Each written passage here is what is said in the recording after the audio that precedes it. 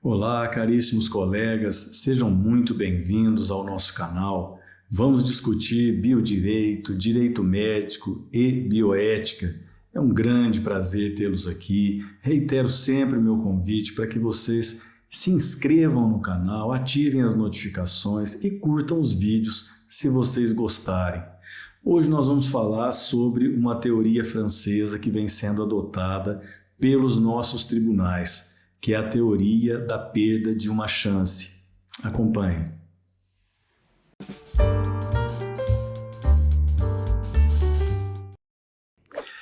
Bom, a teoria da perda de uma chance, ela é uma teoria francesa, como nós já falamos, e vem sendo adotada pela nossa jurisprudência. É uma construção, na verdade, dentro do nosso ordenamento, da doutrina e da jurisprudência. Ainda não existe uma lei específica sobre isso, mas nós temos alguns artigos do Código Civil, outros artigos que podem se relacionar, como o artigo que determina perdas e danos, lucros cessantes e danos emergentes do 402 do Código Civil.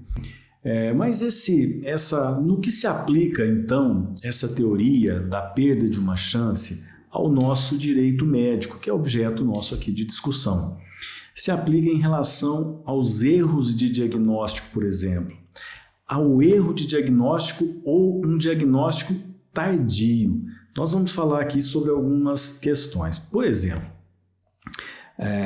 um paciente com câncer, mesmo que esteja já em estado avançado, a demora no diagnóstico ou o diagnóstico equivocado pode tirar a chance desse paciente ter uma qualidade de vida melhor, uma sobrevida maior e, portanto, este diagnóstico tardio ou equivocado poderá sim se transformar num dano.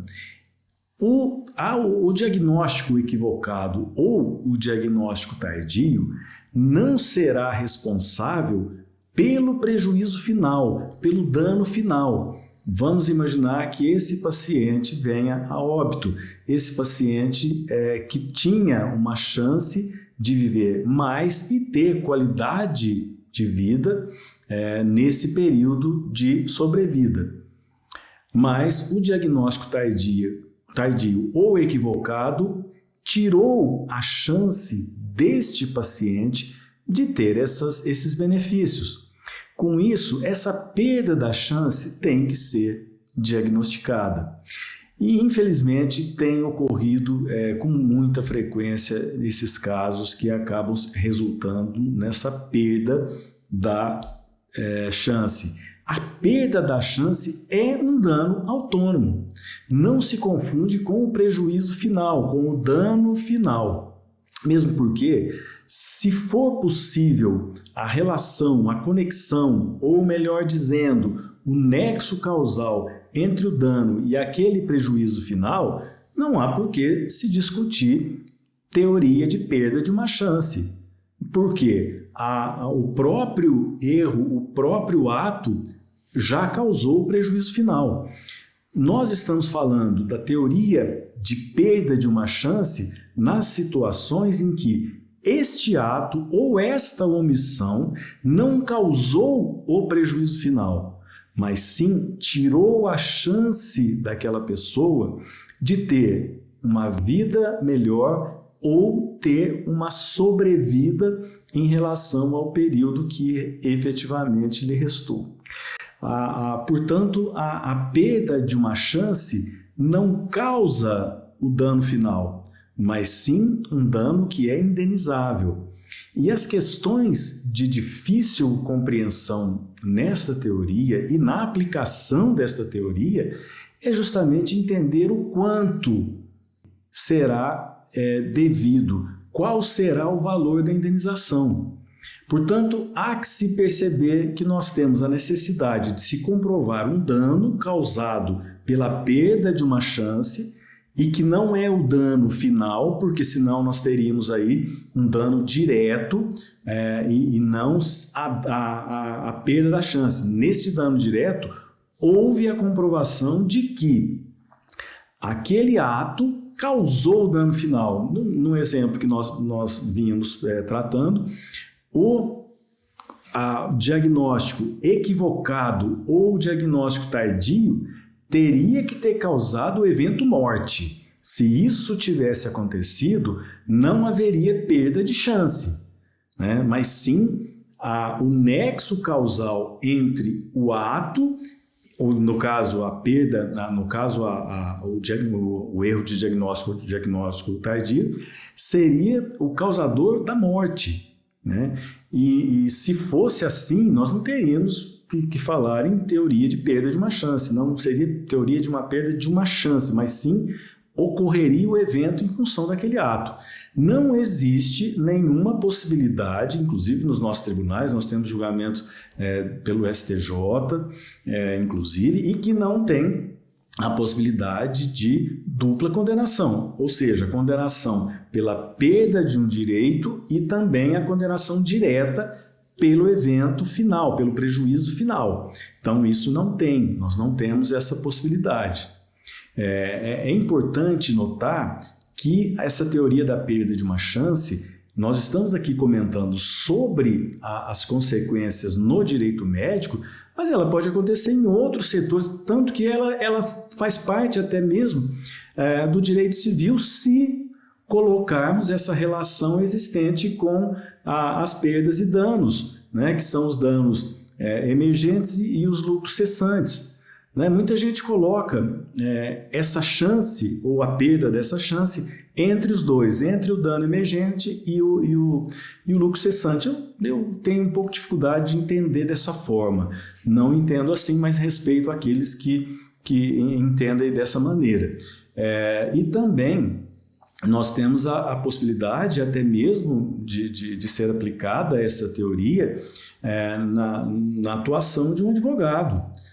Então, um advogado que, como nós tivemos um caso no STJ, de um escritório, que deixou por 3 anos de dar andamento ao processo e a parte acabou sendo condenada, ou as partes acabaram sendo condenadas a R$1 milhão.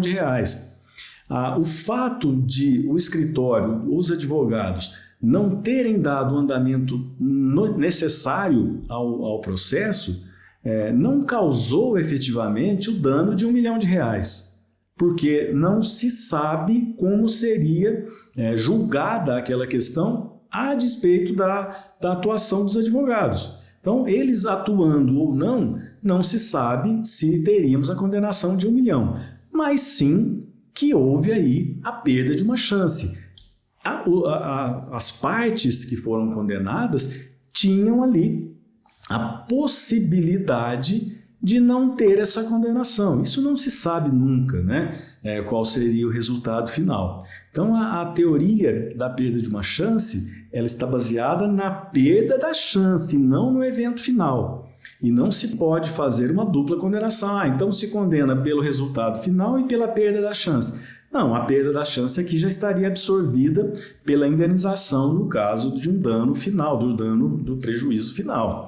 Então nós não podemos confundir a perda de uma chance com o evento final, com aquilo que realmente foi causado pelo dano, que pode ser causado por uma ação ou omissão. Então, essa chance perdida, não podemos nos esquecer de que é um prejuízo autônomo. E não há a possibilidade de dizer, não, vamos então calcular qual seria o valor final, né, em relação a uma condenação e vamos fazer parcial. Não, tem que ser calculado o valor do prejuízo autônomo, o valor correspondente à perda de uma chance, que é o nome da nossa teoria. Certo? Então, por isso que nós temos aqui um assunto que trará ainda muita discussão, porque é relativamente novo, né? É um assunto que ainda vem sendo incorporado aos poucos pelos nossos tribunais, mas ele realmente tem uma razão de ser, né? Em algumas situações em que não se tem evidente o nexo causal daquela atitude com o resultado final, mas uma chance que foi perdida em relação à sobrevivência ou em relação à qualidade de vida daquele paciente, isso sim pode ser objeto de uma indenização, né? Então, separarmos as coisas, né? Se nós tivermos uma condenação em relação ao nexo causal daquele ato, né, trazendo o evento final, é o dano direto, é o dano final, é o prejuízo final e principal, né? Se não tivermos isso, se não tivermos esta relação, por quê? Se a vítima não conseguir comprovar o nexo causal entre o dano, entre o ato e o dano, que é o prejuízo final, ela sim pode discutir a perda da chance. No erro de diagnóstico tardio, é um caso sim que pode isso acontecer. O erro de diagnóstico ou diagnóstico tardio não causou prejuízo final, mas causou ali a perda de uma chance. E que chance é essa? De sobrevida ou até mesmo de sobrevivência, né? Então é importante discutir, e esse tema vai ser também objeto de outras discussões, inclusive nós vamos fazer uma live com alguns profissionais para discutir de uma forma mais profunda essa teoria da perda de uma chance. Tá certo, pessoal? Continuo aqui à disposição de vocês para discutirmos e debatermos esses temas de direito médico, tá certo? Inscrevam-se no canal, curtam os vídeos se vocês gostarem e vamos nos falando, tá certo? Um forte abraço e até a próxima!